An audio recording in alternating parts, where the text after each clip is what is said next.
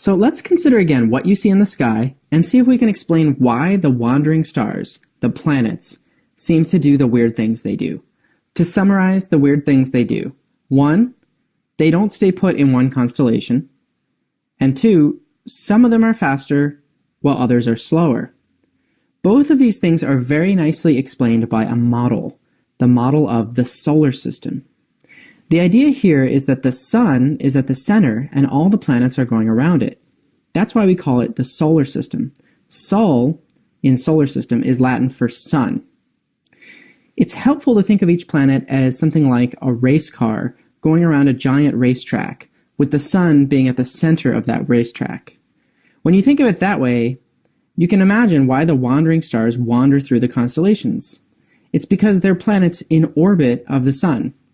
Like race cars around a racetrack, they're moving. The stars in the constellations, on the other hand, it would seem, are not moving. And the stars are so far away that they appear like a background. The reason we came up with this model was because it neatly explains everything we see in our sky. If the planets are moving, like race cars around a racetrack, then we would expect that if they appear as little dots of light in our sky, they wouldn't stay put in one place. Remember, they're moving, so they would appear to do things like this.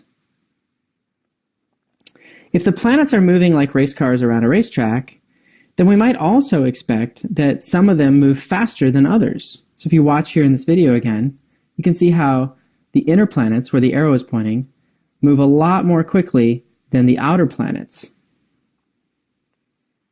It turns out the closer a planet is to the sun, the faster it moves.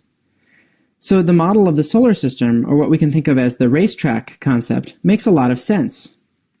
When we look in our sky, we see here's 2 wandering stars, Mars and Saturn, and Mars is a little bit closer to the sun, so Mars is going to appear to move faster through our sky each night than Saturn does. And when we watch and look, that's exactly what we see, just like this.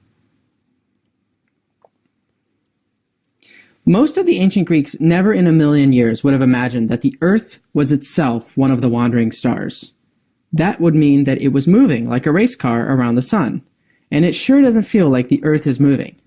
How is it possible that we're moving and yet it doesn't feel like we're moving? Well, that is a completely different topic, which we're not going to talk about. And that topic is the start of a whole new science called physics. You should study it one day if you're curious.